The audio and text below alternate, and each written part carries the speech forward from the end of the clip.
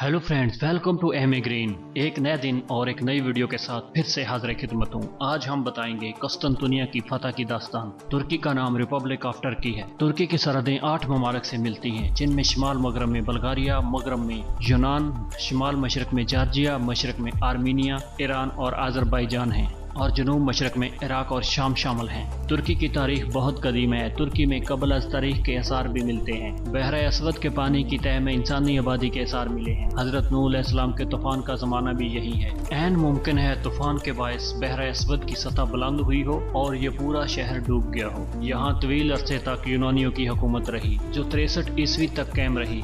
इसके कुछ अर्से बाद रूमियों ने पूरा अनातोलिया फतह करके इसे रोम का हिस्सा बना दिया। इसी दौर में हजरत ईसा अलैहिस्सलाम की इस दुनिया में आमद हुई। 330 में रूमी बादशाह कस्तंतीन ने मसीहत कबूल करके इसे सरकारी मजहब करार दे दिया। यही वो बादशाह है जिसने मौजूदा इस्तांबुल के मकाम पर अजीम शहर कस्तंतुनिया बसाने का हुक्म दिया, जो इसका दारुल हुकूमत करार पाया। 7वीं सदी के दौरान मुसलमानों ने मशरकी तुर्की को फतह कर लिया, जिसके नतीजे में रूमी सल्तनत अनातोलिया के मगरबी हिस्सों तक महदूद होकर रह गई।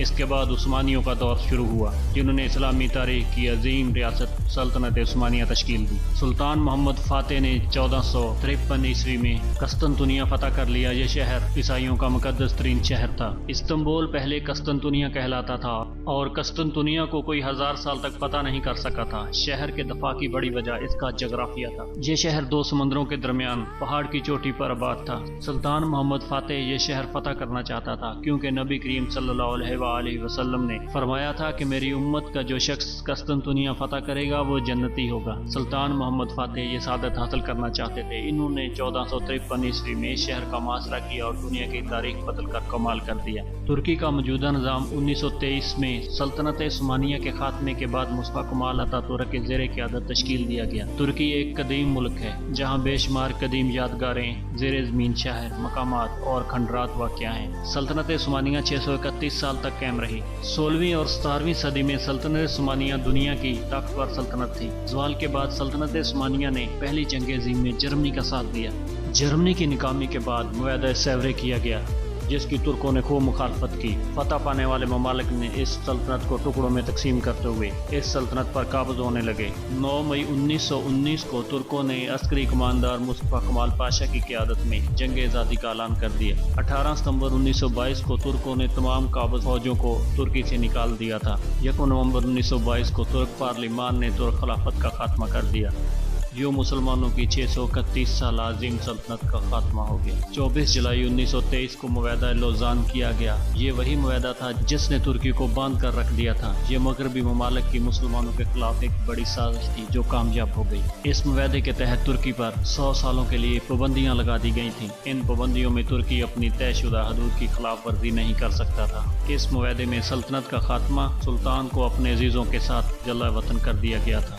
खिलाफत और सुल्तान की मुकम्मल अमलाक जब्त कर ली गई। तुर्की पर 100 सालों के लिए अपने मुल्क या किसी दूसरे मुल्क में पेट्रोल की ड्रिलिंग पर पाबंदी लगा दी गई, यानी 100 सालों के लिए तुर्की पेट्रोल एक्सपोर्ट करने का पाबंद बना दिया गया था। बॉस्फोरस को आलमी समंदर का हिस्सा बना दिया गया और यहाँ से गुजरने वाले किसी भी बेड़े से तुर्की टैक्स वसूल न कर सकेगा। तुर्की को एक सेकुलर रियासत बनाते हुए इस्लाम और खिलाफत से दूर कर दिया गया। ये इस मुआहदे की अहम शराइत थी। इस मुआहदे के बाद 19 अक्टूबर 1923 को तुर्की को आज़ाद और एक खुद मुल्क की हैसियत से सारी दुनिया ने कबूल कर लिया और यही दिन तुर्की का कौमी दिन कहलाता है। मुस्तफा कमाल पाशा, जिन्हें बाद में कमाल अतातुर्क का खिताब दिया गया, जिसके मानी है तुर्कों का बाप, इसने तुर्की को बरतानिया, फ्रांस और दीगर ममालिक के कब्जे में जाने से रोका था। दूसरी जंग अज़ीम में तुर्की तकरीबन गैर जानबदार रहा। तुर्की में एक ऐसा वक्त आ गया था कि तुर्किश लोग तुर्की को यूरोप बनाने के हक में उठ खड़े हुए थे। तुर्की में हजाब पर पाबंदी लगा दी गई थी, जो कि सब मगरबी साजिशों का नतीजा था।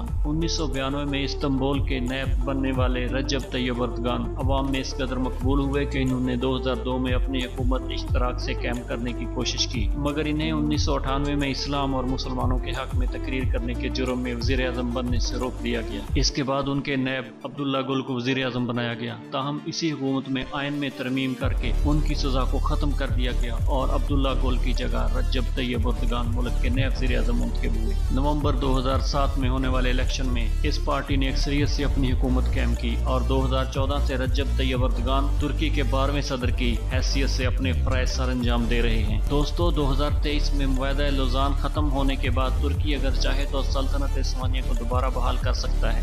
موجودہ ترکی کے 81 صوبے ہیں۔ ترکی ایک ایسا ملک جو 2 بڑے اعظموں میں واقع ہے۔ ترکی کی 97% زمین ایشیا اور باقی 3% یورپ میں ہے۔ درحقیقت یہ 3% ترکی کے شہر استنبول کا حصہ ہے اور یہ دنیا کا واحد شہر ہے جو 2 بڑے اعظموں میں واقع ہے۔ استنبول ترکی کا سب سے بڑا شہر ہے اور یورپ کا تیسرا بڑا شہر ہے۔ استنبول کے بارے میں کہا جاتا ہے کہ یہ 7 پہاڑوں پر واقع ہے۔ ترکی کی سب سے قدیم مسجد نیلی مسجد ہے۔ استنبول میں 1616 میں سلطان اول کے دور میں اس مسجد کی تعمیر ہوئی جس کو سلطان احمد مسجد یا بلو ماسک بھی کہتے ہیں۔ یہ ترکی کی واحد مسجد ہے جس کے 6 مینار ہیں۔ مسجد کی تعمیر مکمل ہونے پر سلطان کو جب اس کا علم ہوا تو اس نے سخت ناراضگی کا اظہار کیا کیونکہ اس وقت صرف مسجد حرم کے مناروں کی تعداد 6 تھی اور سلطان نہیں چاہتا تھا کہ اس کے مناروں کی تعداد مسجد حرم جتنی ہو یا زیادہ ہو، کیونکہ مسجد کی تعمیر مکمل ہو چکی تھی۔ اس لیے مسئلے کا حل یہ نکالا گیا کہ مسجد حرم میں ایک منار کا اضافہ کر دیا گیا۔ مسجد کے طرز تعمیر کی خاص بات یہ بھی ہے کہ مسجد کے ہر کونے اور ہر جگہ سے امام کو بآسانی دیکھا اور سنا جا سکتا ہے۔ استنبول ہر لحاظ سے یورپین معیار کا شہر ہے۔ ترکی ان ممالک میں سے ہے جہاں پاکستان کے بارے میں دوستانہ جذبات وافر ہیں۔ استنبول کو مساجد کا شہر بھی کہا جاتا ہے۔ ترکی کا کل رقبہ 8,14,578 مربع کلومیٹر ہے۔ ترکی اپنے رقبے کے اعتبار سے دنیا کا 37واں بڑا ملک ہے۔ ترکی کی آبادی اس وقت 8,15,25,970 افراد پر مشتمل ہے۔ ترکی کی کرنسی کو ترکش لیرہ بھی کہا جاتا ہے۔ ترکی کی مجموعی آمدنی 2.249 ٹریلین ڈالر ہے جسے معیشت کے حوالے سے دنیا بھر میں 13ویں نمبر پر لاتی ہے۔ اسلام ترکی کا سب سے بڑا مذہب ہے جسے ملکی آبادی کے 82% لوگ مانتے ہیں۔ ترکی میں قائم مساجد کی تعداد 83,000 کے قریب ہے۔ ترکی نے سیاحت کو اپنے ملک میں لانے کے لیے بہت سی اصلاحات کی ہیں۔ یہ رجب طیب اردگان کی پالیسیوں کا ہی نتیجہ ہے۔ ہر سال کروڑوں افراد ترکی کا سفر کر رہے ہیں۔ دوستو یہ تھی ترکی کے بارے میں دلچسپ اور معلومات پر مبنی ایک خوبصورت سی ویڈیو۔ اس ویڈیو میں بہت سی باتیں میں نے آپ لوگوں کے ساتھ شیئر نہیں کی۔ بہت جلد اس ویڈیو کا دوسرا حصہ بھی آپ دوستوں کی